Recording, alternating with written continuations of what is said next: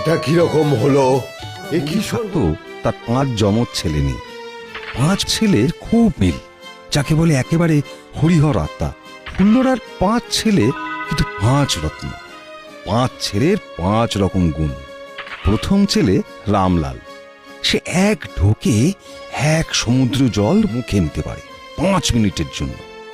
দ্বিতীয় ছেলে শ্যামলাল, সে তার 2 পাকে অনেকখানি বাড়াতে পারত। তৃতীয় ছেলে যদুলাল, তার ঘাড় পাথরের মতো শক্ত। চতুর্থ ছেলের নাম মধুলাল, তার আবার আগুনে কোনো ক্ষতি হতো না। আর সবচেয়ে ছোট ছেলের নাম জীবনলাল, সে দম বন্ধ করে থাকতে পারত গোটা একটা দিন। 5 ভাইকে দেখতে এক রকম, শুধু তার মা ফুল্লরা বুঝতে পারত কে কোনজন।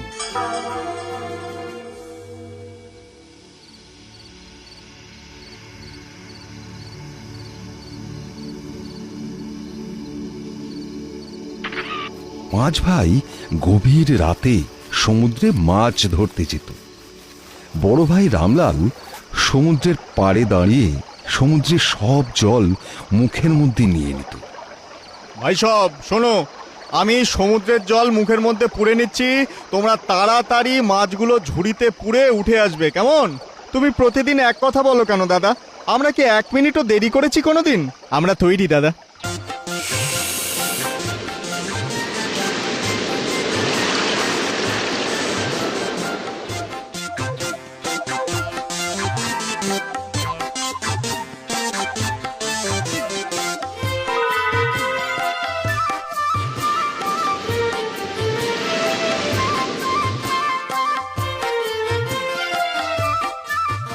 আজ জীবনের পালা, ছোট হাটে যাও।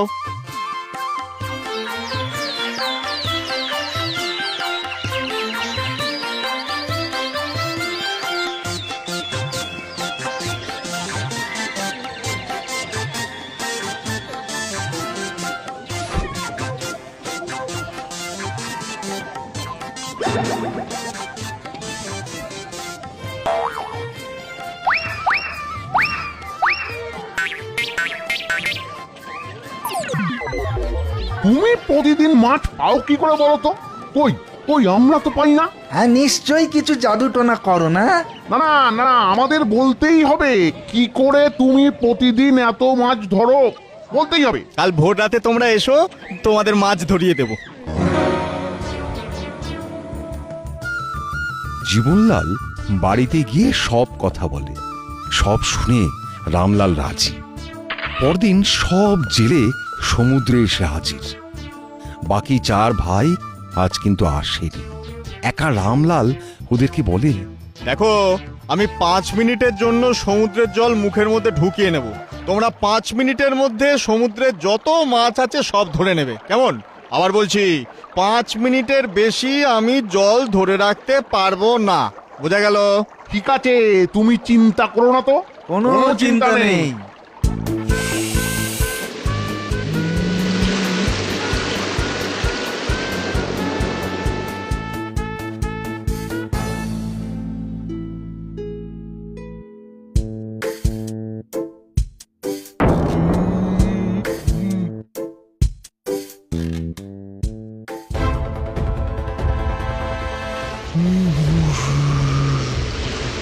বাঁচাও বাঁচাও বাঁচাও বাঁচাও, ডুবে গেলাম, বাঁচাও বাঁচাও, ডুবে গেলাম, বাঁচাও বাঁচাও বাঁচাও বাঁচাও।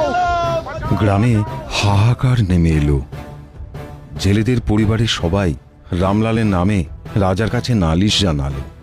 সব শুনে রাজা রামলালকে বলল, এদের কথা সব সত্য রামলাল? তুমি মুখের জল ছেড়ে দিয়ে এতগুলো মানুষকে ডুবিয়ে মেরেছো? সত্যি মহারাজ, সত্যি। কিন্তু আমি যদি জল না ছাড়তাম তাহলে আমি গলা ফেটে মরে যেতাম। আমি ওদের বারবার বলেছি আমি 5 মিনিটের বেশি জল ধরে রাখতে পারবো না, তা ওরা কেউই কথা শোনেনি। তাই বাধ্য হয়েই আমাকে সমুদ্রের জল ছাড়তে হয়েছে। আর তাই এরকম একটা ঘটনা ঘটেছে মহারাজ। এতগুলো মানুষের জীবন হানির জন্য আমি তোমাকেই দায়ী করব। তোমাকে সমুদ্রের জলে ডুবিয়ে মারা হবে। তোমার শেষ ইচ্ছা কি বলো? রাজামশাই, মরতে যখন হবে তখন আমি আর কোনো বিরোধিতায় যাব না। শুধু মরবার আগে একবার আমি মায়ের সাথে দেখা করতে চাই। ঠিক আছে, তাই হবে।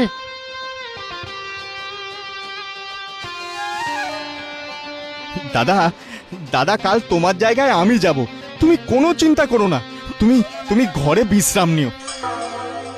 শ্যাম গেল সমুদ্রে ডুবে মরতে। রাজামশাই এলেন, সাথে রাজ্যের প্রজারা এলো শাস্তি দেখবার জন্য। দেখি, তুমি কাল লাল জামা গায়ে দিয়েছিলে না, আজ নীল জামা পরে এসেছো কেন? মায়ের আদেশ মহারাজ, আমি মায়ের প্রতিটা কথা অক্ষরে অক্ষরে মেনে চলি। আমি এবার আপনার আদেশ মানতে যাচ্ছি। মহারাজ বিদায়, বিদায় মহারাজ।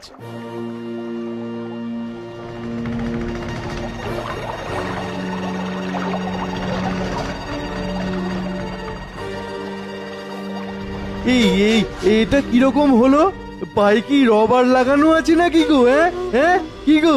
হ্যাঁ, সমুদ্রের জল রামের তো কিচ্ছুটি করতে পারলো না, জাদুটো না জানে বোধ হতিছে।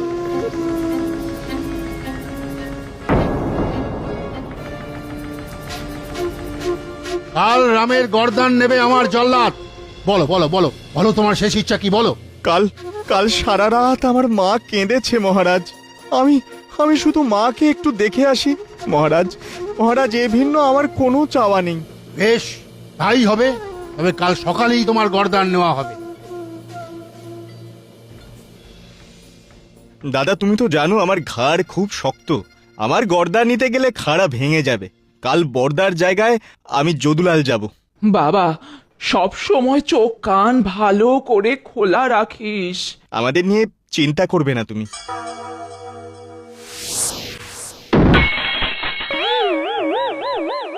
এটা কিরকম হলো? এ কি সর্বনাশ কাণ্ড চলছে গো? বলি হচ্ছেটা কি? হ্যাঁ, এইরকম তো কোনো কালে দেখিনি। শোনো প্রজাবৃন্দ, কাল রামলালকে আগুনে পুড়িয়ে মারা হবে। মহারাজ মহারাজ আগুনে আমার নিস্তার নেই আমি জানি, তাই মায়ের সাথে শেষবারের মতন দেখা করে আসতে দিন। ঠিক আছে ঠিক আছে, এক রাতের জন্য তুমি মায়ের কাছে থেকে মাকে দেখে এসো। কি হচ্ছে বলো দেখি? কিছুই তো বুঝে উঠতে পারছি না গো। হ্যাঁ, জলে ডোবালো, পা লম্বা হলো, হাড়ি কাটে মাথা দিল, খাড়া ভেঙে গেল। ওই রামলাল জাদুটো না জানে। হ্যাঁ,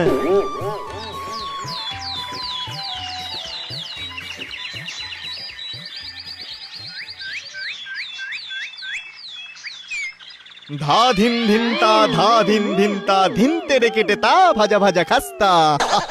দানবে পেয়েছে, সাবধান, দানবে পেয়েছে। সাবধান। রাজামশাই রাজামশাই কি আনন্দ যে হচ্ছে কি বলবো আপনাকে। মানে ধা ধিন ধিনতা, আগুনে আনন্দ? এইবার তোমাকে মাটি চাপা দিয়ে মারবো। হ্যাঁ হ্যাঁ, মাটি চাপা দিয়ে মারবো। এই হবে তোমার শাস্তি। মহারাজ শেষবারের মতন আর একবার মাকে দেখতে চাই। তেরে কেটে তাক, আপনি অনুমতি দিন দাদা, দিন ধা, অনুমতি দিন না। ঠিক আছে, অনুমতি দিলাম। দাদা বলি শোনো, আমি দম বন্ধ করে থাকবো, তোমরা রাতে মাটি খুঁড়ে আমাকে বের করে নিও। তারপর আমরা এই রাজ্য থেকে অন্য রাজ্যে চলে যাব। সেই ভালো। তবে বাবা জীবন, সাবধানে থাকিস, সাবধানে থাকিস কিন্তু। ওমা তুমি চিন্তা করো না। হতম কুতুম ছুতুম ছা, ভূতেরি বাবা বেরিয়ে যা। হতম কুতুম ছুতুম ছা, ভূতেরি বাবা বেরিয়ে যা, বেরিয়ে যা, বেরিয়ে যা। ভূত তাড়ানো শেষ।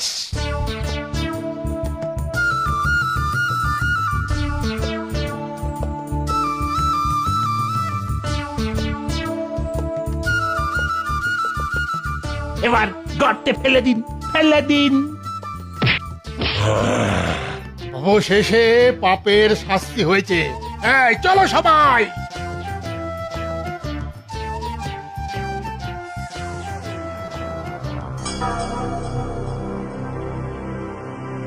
ওদিকে মাকে নিয়ে চার ভাই রাতের অন্ধকারে সে কবরের কাছে এসে মাটি খুঁড়ে জীবনকে বার করল। মা ফুল্লরা কেঁদে ফেলে, তারপর চোখের জল মুছে বলে, যার কাছে এরকম 5টা রত্ন আছে তার কি কোনো ভয় আছে? অন্য কোথাও গিয়ে শুরু করব নতুন করে। চল বাবা চল। তখন মেজ ছেলে শ্যামলাল চার ভাই আর মাকে কাঁধে চাপিয়ে লম্বা লম্বা পা ফেলে ওই রাজ্য ত্যাগ করল।